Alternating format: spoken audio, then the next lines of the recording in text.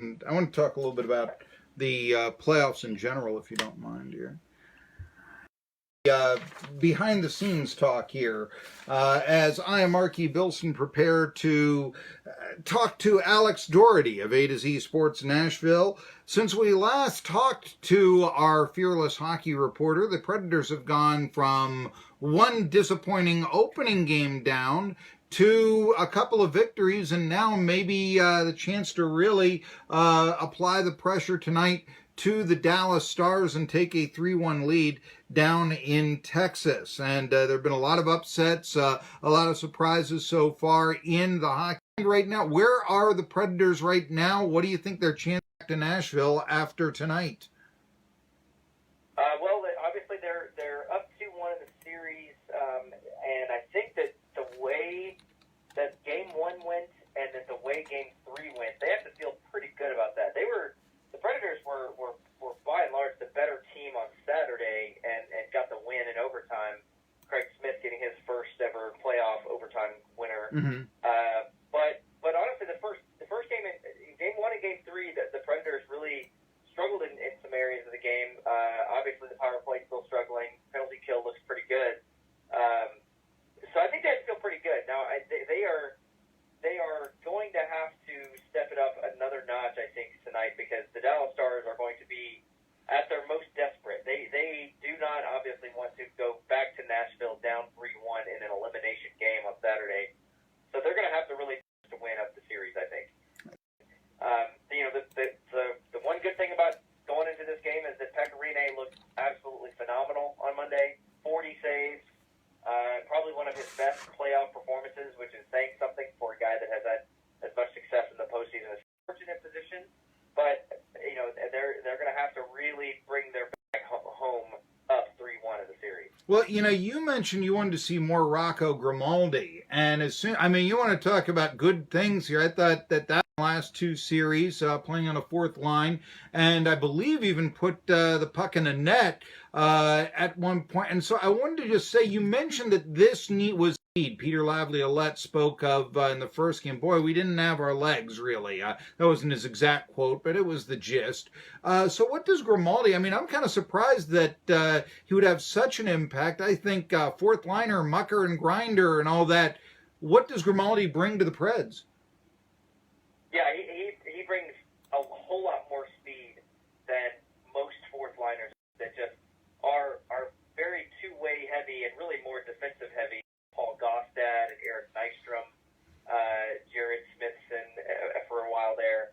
The guys that just don't have the speed. Rocco Grimaldi is like 5'8", I want to say. I think he's shorter than I am. And he he has more speed than you will see out of most of Victor Arvidsson, who is a top-line player in the league and a 34-goal scorer this year. He has a lot of those same characteristics. He doesn't have quite the skill. And, yeah, he scored his first NHL playoff goal on Saturday and then scored another one on Monday. Now, the one that he scored on Monday was a terrible goal by Ben Bishop. There's no way that should have gone in, but it did. But, hey, Rocco Grimaldi knows you got to shoot the puck at the net in order to score, and that's what he did. So, I don't see any way that Rocco Grimaldi comes out of the lineup at this point. He's been too good. He's been too fast out there. So he's going to stay in the lineup for now. My man Daugherty is a prophet. There you go. Hey, I want to ask you one of the things. I know as I've been watching the hockey playoffs, of course, the Pittsburgh Penguins were swept by the New York Islanders, and one of the reasons why is they didn't give a whole lot of production from their stars, Malkin and Crosby. Malkin struggled with the plus-minus this year, and it reminded me a lot, even though he's a forward and PK Subban is a blue liner, it reminded me a lot that, Subban struggled with his plus-minus. But you write that, he's put the puck in the net. He's actually kept goes underrated, but he's had 3 pretty good games erasing a, let's just say, so-so season.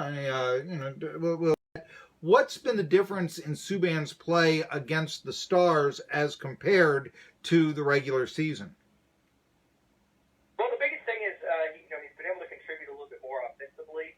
And by doing that, he's kept the Stars on their heels, and that they haven't been able to contribute as much offensively on their end. So playing. He's had a few here and there that have been significant, and he's definitely jumping up. It comes to plus minus. I'm not real big on that stat because I think it's a little outdated. Doesn't measure what you want to measure. I think looking at something like how many shot attempts do the Predators generate versus allow when he's out there, and among all the defensemen, PK Subban has the best ratio there. So now the other ones have been fine. I mean, no one else has been really struggling. But just in pretty much at every hit of the ice, PK Subban has been great. Now, he made one big mistake on Monday that allowed Jamie Benn to tie the game, but big situations are going to do that. So I think PK Subban has really stepped up his game. And it sort of goes to a bigger theme with the Predators right now that they need their bigger players to play big in the playoffs. PK Subban, Pekka Rinne have done that. Phil Forsberg has done that. Now we're waiting around to see if Ryan Johansson and Victor Arvidsson are going to do that. I think they will. And, if they can, then they're going to be fine in this series. But, yeah, PK Subban's been great. I want to ask you, did you by any chance see this morning the column in the USA Today by Nancy Armour about basically saying fighting in the NHL is brutish? Speaking of the knockout punch that Alexander Ovechkin threw, did you have a chance to see that column by any chance? I didn't, but I'm intrigued, and I'll probably go check it out. I'm willing to bet that I'm on her side of this argument because I think that fighting is completely useless. It does nothing but injure players. It ruins the game. I've always felt that way. I'm down with that. In fact, she even quotes Dan Carcillo, who you remember was once one of the most aggressive players. I covered Dan Carcillo in Wheeling. Okay, the Penguins had actually sent him down because he was just a madman on the ice. I mean, he'd go 2 zones away to pick a fight, and they were trying desperately to get him to calm down. And now even Carcillo is speaking against fighting in hockey. And let's talk about the Predators' chances of winning the Cup. I gotta think stock up. Not a sure thing by any means, but I gotta think stock up just because the Lightning are out, and that had to be the team to beat. Who saw that coming? And yes, the Penguins' star power will always present a threat, and after all, this is the team that beat the Predators in the Stanley Cup Finals 2 years ago. I know I'm thinking Stanley Cup Finals with those two teams out, but in your opinion, did it become stock up for the Predators with the surprising results of the sweeps of the Lightning and the Pens? So I think maybe in a way, but I think the new issue is, the Columbus Blue Jackets looked fantastic in that series. I mean, they looked, I don't know if they looked flawless, but they look like they could beat anybody right now. And the New York Islanders have obviously the best defense in the league, and they've got are playing excellent hockey right now. And then you look at one series lead over the Sharks and basically have the Sharks on with one foot in the grave here with one game to play.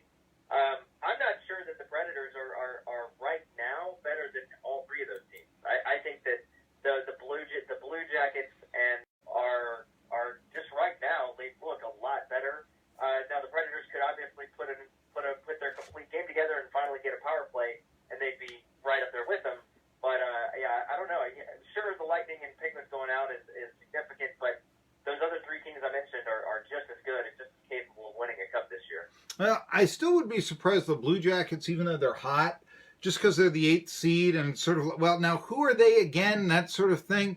I tell you what, though, the Islanders and their defensive system, and let's face facts, they've got the coach that won the Stanley Cup last year. What I was thinking here, back 5 years ago, why did the Nashville Predators get rid of Trotz? Was it just because,